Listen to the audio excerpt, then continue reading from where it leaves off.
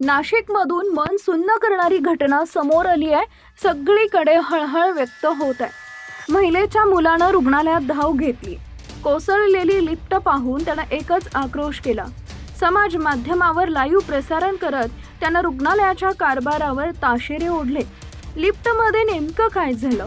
Video पुढे बघण्यापूर्वी channel subscribe करून बाजूस असलेली घंटी दाबायला विसरू नका, डेली ताज्या न्यूज अपडेट बघण्यासाठी।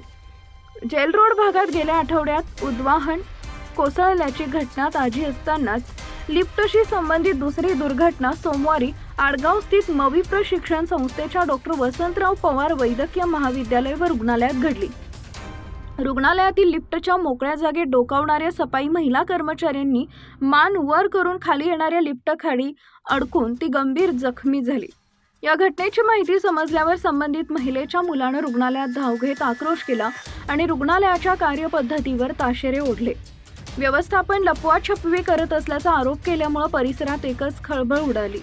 ज्योती अहिरे वय वर्ष 50 राहणार मानेनगर अमृतधाम असं जखमी महिलेचं नाव असून त्यांच्यावर रुग्णालयात उपचार सुरू आहेत। मवी प्रशिक्षण संस्थेचे आडगाव इथं डॉक्टर वसंतराव पवार वैद्यकीय महाविद्यालय आणि रुग्णालय आहे। शहर व ग्रामीण भागातील रुग्णांच्या उपचारासाठी या ठिकाणी मोठी गर्दी असते। या ठिकाणी सफाई कामगार म्हणून कंत्राटी तत्वावर ज्योती अहिरे काम करतात। सोमवारी रुग्णालयात पहिल्या मजल्यावर त्या नेहमीप्रमाणे काम करत होत्या। शस्त्रक्रिया विभागातील साहित्याची ने-आण करण्यासाठी या ठिकाणी स्वतंत्र लिफ्ट आहे, जिचा रुग्ण व नागरिकांसाठी वापर केला जात नाही। या लिफ्टची वर खाली येणारी जागा मोकळी दिसल्यानं त्यांनी आतमध्ये डोकावले। त्या खाली डोकावत असतानाच वरून लिफ्ट आली आणि त्यांची मान त्यात अडकली। त्यावेळी झालेल्या आवाजानं अन्य महिला कर्मचाऱ्यांनी पाहिला आणि सर्वांनी मदतीसाठी धाव घेतली। त्यांच्या मणक्याला इजा झाली असून त्यांच्यावर उपचार सुरू असल्याची माहिती मविप्र रुग्णालयाचे अधिष्ठाता डॉक्टर सुधीर भामरे यांनी दिली आहे। दरम्यानच्या काळात पोलिसांनी घटनास्थळी धाव घेतली। या घटनेत जखमी महिलेची प्रकृती चिंताजनक असल्याचं रुग्णालयाकडून सांगण्यात आलंय। मागील आठवड्यात जेल रोड भागात बहुमजली इमारतीतील लिफ्टची वायर तुटल्यानं तिसऱ्या मजल्यावरून ती थेट तळमजल्यावर कोसळली होती। या दुर्घटनेत 3 बालकांसह महिला जखमी झाली होती। अवघ्या काही दिवसात ही दुसरी घटना घडल्यानं शहरातील लिफ्टच्या सुरक्षिततेचा प्रश्न ऐरणीवर आलाय।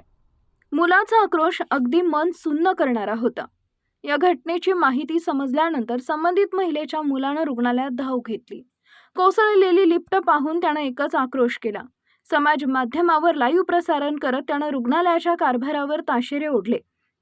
लिफ्टमध्ये अपघात होऊनही कुणी काही बोलण्यास तयार नाही आणि माहिती दिली जात नाही, यावरून त्यानं संताप व्यक्त केला।